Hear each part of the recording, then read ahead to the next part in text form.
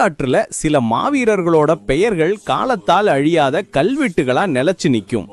அவங்களோட வீரம் தலைமுறை தலைமுறையா பேசப்படும். அப்படிப்பட்ட ஒரு மாபெரும் வீரனை பத்தி தான் நாம இன்னைக்கு தெரிஞ்சுக்க போறோம். அவர் பெயர் காலித் பின் வலீத். கிபி 629ஆம் ஆண்டு இஸ்லாமிய வரலாற்றின் மிக முக்கியமான போர்க்களங்களில் ஒன்றான மூத்தா போர் நடந்துட்டு இருக்கு. ஒரு பக்கம் 3000 வீரர்களை கொண்ட இஸ்லாமிய படை, மறுபக்கம் கிட்டத்தட்ட 2 லட்சம் வீரர்களை ரோமானிய பேரரசின் மாபெரும் படை. படைபலத்துல மலைக்கும் மடுவுக்குமான வித்தியாசம். இஸ்லாமிய படையின் தளபதிகள் ஒவ்வொருவரா வீர மரணம் அடைய படை சிதறி போகும் நிலைமை.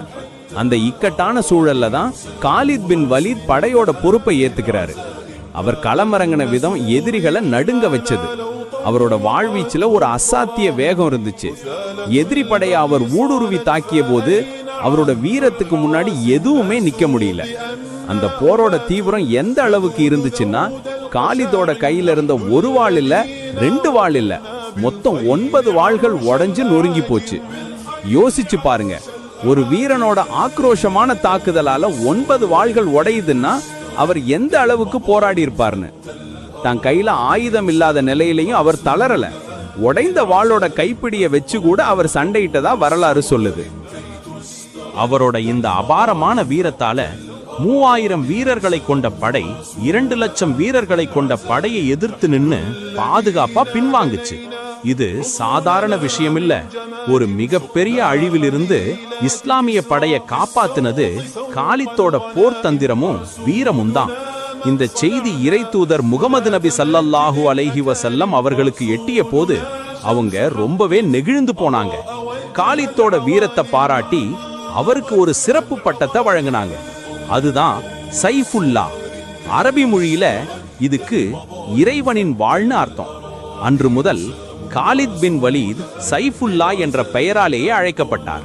அந்த பட்டம் அவரோட வீரத்துக்கும் இறை நம்பிக்கைக்கும் கிடைச்ச ஒரு மிகப்பெரிய அங்கீகாரம். காலித் பின் வலீத் தன் வாழ்நாள்ல 100க்கும் மேற்பட்ட போர்கள்ல பங்கேற்றதா சொல்லப்படுது. அவர் தலைமை தாங்கின எந்த ஒரு போர்லையும் அவர் தோல்வியை சந்திச்சதே இல்லை.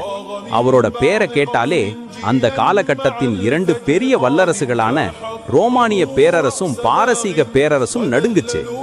பல போர்க்களங்கள்ல எதிரி படைகள் காலித் வர்றாருன்னு தெரிஞ்சாலே பாதியிலே பின்வாங்கி ஓடி இருக்கு. அப்படி ஒரு சிம்ம சொப்பனமா அவர் திகழ்ந்தார். இவ்வளவு போர்க்களங்களை கண்ட ஒரு மாவீரனோட மரணம் எப்படி இருந்திருக்கும்னு நீங்க நினைக்கிறீங்க? ஏதோ ஒரு போர்க்களத்துல எதிரியோட வாளுக்கு வீர மரணம் அடைஞ்சிருப்பார்னு தானே. ஆனா அங்கதான் ஒரு ஆச்சரியம் இருக்கு. தன் உடம்புல வாழ்படாத இடமே இல்லைன்னு சொல்லும் அளவுக்கு 100கணக்கான காயங்களோட வாழ்ந்த அந்த சிங்கம் போர்க்களத்துல இறக்கல. தன் வாழ்நாளின் இறுதி கட்டத்துல நோய்வாய்ப்பட்டு தன் படுக்கையிலேயே உயிர் நீத்தார். அவர் இறக்கும் தருவாயில, என் உடம்புல காயங்கில்லாத இடமே இல்ல, ஆனா நான் ஒரு கோழைய போல படுக்கையில இறந்துட்டு இருக்கேன்னு வருத்தப்பட்டதா சொல்லுவாங்க.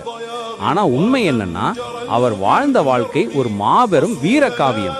அவர் போர்க்களத்துல இறக்காதது கூட இறைவனின் வாழ் எதிரியின் கையால் முறிக்கப்படாது அன்னோத ஒரு அடையாளமா பார்க்கப்படுது. இன்னைக்கும் காலித் பின் வலீத் என்ற பெயர் வீரம், தன்னம்பிக்கை, அசைக்க முடியாத தலைமை பண்பு, இதுக்கெல்லாம் ஒரு மிகச்சிறந்த உதாரணமா நிலைச்சு நிக்குது. காலித் பின் வலீத் மாதிரி இன்னும் பல வரலாற்று நாயகர்களோட உத்வேகம் தரும் கதைகளை தெரிஞ்சுக்க மறக்காம எங்க சேனலுக்கு சப்ஸ்கிரைப் பண்ணுங்க. அடுத்த வீடியோல சந்திப்போம்.